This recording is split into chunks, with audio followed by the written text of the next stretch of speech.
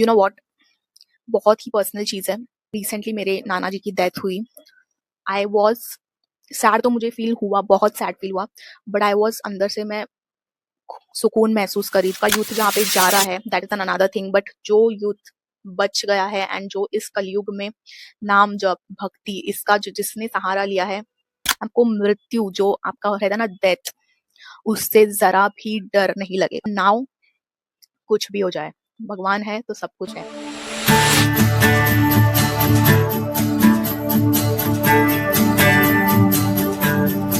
Hey guys, welcome back to my channel. कैसे हो आप सब? I hope you are all doing good. So पिछला मेरा जो वीडियो था कि मैंने जिसमें बताया था कि हाउ डिड आई डू नाम जप एंड कैसे नाम जप से मैंने अपनी पूरी डिलीवरी बहुत ही स्मूथ बनाई एंड आई जस्ट फेल्ट कि लाइक मेरी डिलीवरी कब हुई, कैसे हुई, I just don't know anything.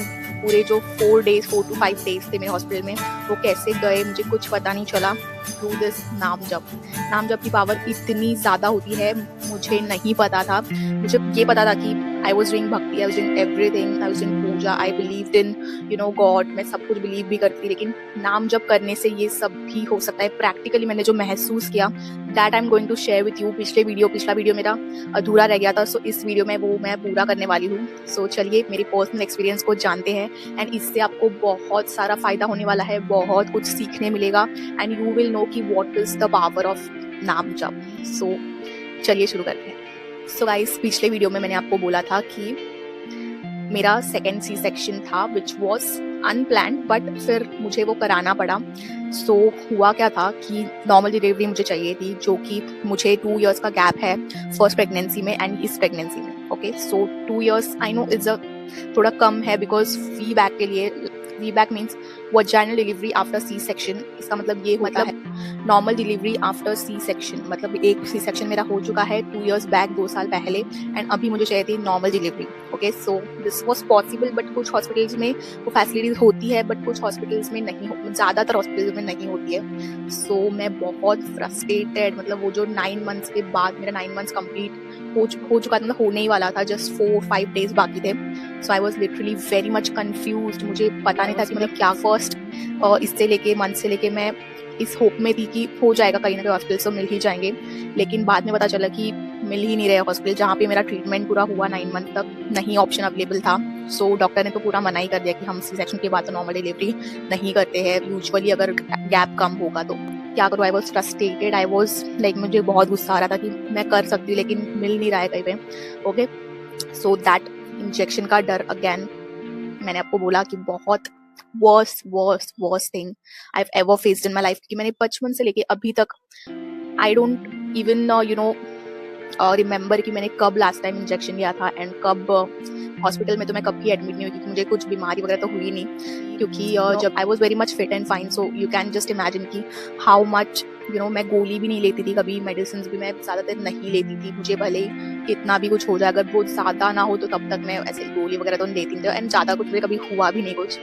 So that's how it was. And delivery की बात करते हैं। सो हुआ क्या, डॉक्टर ने बोला कि चलो अभी, हाथ पैर मारने के बाद फिर मैंने बोला कि चलो I am ready for C section. Now what happened, doctor told me that और रात के 1-2 बजे तक आप खाना खा सकते हो, उसके बाद आपको पानी नहीं पीना है, आपको खाना भी नहीं खाना है, आपको कुछ नहीं, आपको नील, पूरा आपको नील पे रख देते हैं ऑपरेशन के कुछ 24 hours कुछ पहले। सो दैट हैपेंड एंड अगले दिन मैं गई हॉस्पिटल सुबह and they plan my C section के पहले आपको आईवी में थोड़ा सा रखते हैं, आपका प्रिपेयर करते हैं आपको, जो भी लाइक कैथेटर वगैरह लगाते हैं, आपको इंजेक्शन वगैरह देते हैं क्या वो, और फिर आपको सलाइन वगैरह लगाते हैं। Again I was very much scared, मुझे पता नहीं चला कि मैं क्या करूँ। एक ही बस सहारा था मेरे पास, एक ही सहारा था, वो था भगवान का सहारा। एंड वो सहारा होता है, वो कोई आपको नहीं दे सकता है, ना आपके yes family and relatives friends can give you emotional support, but वो जो एक स्ट्रेंथ आती है वो बस नाम जप से ही आ सकती है।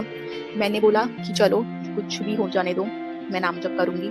आई स्टार्टेड चैंटिंग ओम नमः शिवाय, ओम नमः शिवाय। ओम सिस्टर लोग आ रहे थे, मुझे इंजेक्शन लगाए थे, ओम नमः शिवाय, ओम नमः शिवाय। एंड आई वाज, वो यहाँ पे इंजेक्शन लगाते हैं, I was looking into that direction, I was like ओम नमः शिवाय, ओम नमः शिवाय, और आंखें से बंद करके मैं ओम नमः शिवाय, ओम नमः शिवाय जाप कर रही थी।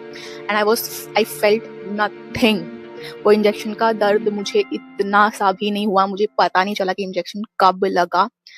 आप कह सकते हो कि ये क्या नॉर्मल डिलीवरी की बात करी है एंड फिर इंजेक्शन से डरती है। यस, कुछ लोग होते हैं जो शेर से नहीं डरते लेकिन एक चींटी से डर जाते हैं। So that's how I am. Delivery का टाइम था, भले ही वो उसमें आपको दर्द नहीं होता है, लेकिन वो जो इंजेक्शन होता है वो जो पीठ पे देते हैं, that was a trauma for me. I told you in my last video, it was very, वो पीठ पे देते हैं और वो बहुत आई डोंट नो सबका क्या ये है एक्सपीरियंस। मेरे एक्सपीरियंस में थोड़ा सा पेन करता है वो, थोड़ा सा क्या, मुझे तो ऐसा ट्रॉमा सा हो गया था एंड मेरा बीपी कुछ 200 के ऊपर चला गया था पिछले टाइम में।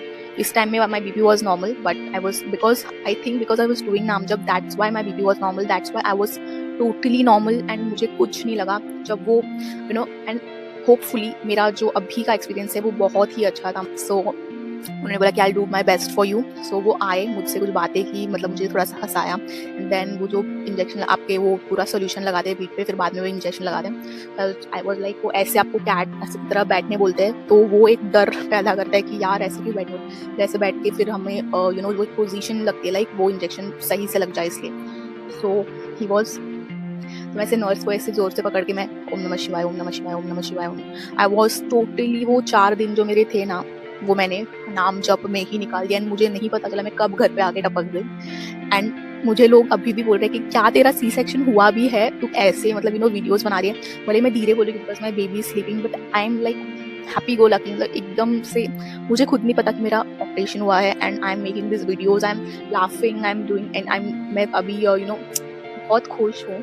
एंड ऑपरेशन के बाद अगर आप किसी को देखो तो वो ऐसे आपको ऐसे मिलेंगे कि यार मेरा तो ऑपरेशन हुआ है, लेकिन मुझे देख के ऐसे नहीं लोग बोल रहे कि तू देख के नहीं लग रहा है कि तेरा ऑपरेशन हुआ है। So that happy I am and recovery भी बहुत अच्छे से हो रही है। अभी तो फिलहाल कुछ 15-20 डेज हुए हैं ऑपरेशन को, लेकिन फिर भी I am very much healthy, happy, fine. Things happened if you believe in God, if you believe in this नाम जप। प्रेमानंद जी महाराज ने इतना अच्छा काम किया है आजकल के यूथ के लिए। जो भी उनको फॉलो करता है ना, जो यूथ, जो इंसान उनको फॉलो करता है प्रेमानंद जी महाराज को, he will never be dissatisfied with himself, he will never be dissatisfied। And ये मैं लिख के दे सकती हूँ, बिकॉज मैं ये नहीं बोल रही कि फॉलो मतलब इंस्टाग्राम पे जाके फॉलो करना है, वो नहीं करना है। उससे क्या आप सीखते हो, that is very much important. उससे मैंने बहुत कुछ सीखा है। मेरा वो जो, मैं पहले इंसान को एज अ इंसान देखती थी, लेकिन अब मैं इंसान को as an energy, as a soul, as a वो एक उनके अंदर की जो एनर्जी है ना, मैं उनको देख पाती हूँ। And you will never believe what I M, मैं वो एक्सप्रेस भी नहीं कर पा रही हूँ कि क्या मतलब कैसे मैं आपको समझाऊं, but you can understand my feelings, you can see कि what I am trying to say, you can understand that. And इससे आपको कुछ सीखना चाहिए कि आजकल का यूथ जहाँ पे जा रहा है, सो आज का यूथ जहाँ पे जा रहा है, that is an another thing, but जो यूथ बच गया है एंड जो इस कलयुग में नाम जप भक्ति इसका जो जिसने सहारा लिया है, ही विल डेफिनेटली सक्सेस हासिल करेगा। वो लाइफ में हर एक चीज हासिल करेगा। एंड हर एक चीज का मतलब मेरे हिसाब से भक्ति है, भगवान की भक्ति, भगवान का नाम जप। आपको मृत्यु जो आपका रहता है ना, डेथ, उससे जरा भी डर नहीं लगेगा। बिकॉज आई वॉज अ चुई मुई लड़की, लाइक मुझे बहुत डर लगता था कि छोटी सी चीजों के मैं अब क्या होगा, मेरा क्या होगा। That's how I was. And now कुछ भी हो जाए, भगवान है तो सब कुछ है। यू नो वॉट, बहुत ही पर्सनल चीज है। पहले अगर कोई किसी की डेथ होती थी, कोई मर जाता था, सो पीपल क्राई, बहुत दुख होता है, सैड फील होता है। But you know what, when you truly understand the meaning of this universe, the meaning of this भक्ति, आपको समझ आता है। रिसेंटली मेरे नाना जी की डेथ हुई।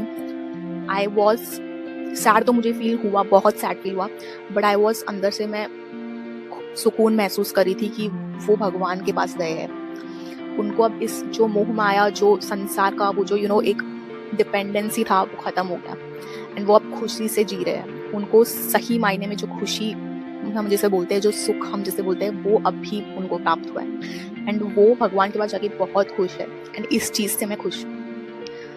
So this is how things work guys. जब तक आप नहीं समझोगे कि इस यूनिवर्स का मतलब है क्या, तब तक आप इस मुझे गाड़ी चाहिए, मुझे बंगला, मुझे घर चाहिए, यही सब में आप अटके रहोगे। Yes, this is basic needs तो आपको चाहिए ही। आपको अब रहने के लिए तो घर चाहिए, खाने के लिए खाना चाहिए, सब कुछ चाहिए, राइट। लेकिन ये जो भक्ति है ना, ये जो नाम जप है, आपको ये जो भगवान का सहारा है, ये अगर नहीं होगा तो इन सब चीजों का कोई फायदा नहीं है। That's what I believe. तो व्हाट डू यू फील? आप मुझे कमेंट सेक्शन में कमेंट करके बताओ। सब्सक्राइब टू माय चैनल अगर अभी तक सब्सक्राइब नहीं किया है, सो दैट ऐसी अच्छे वीडियोस आपको देखने को मिले।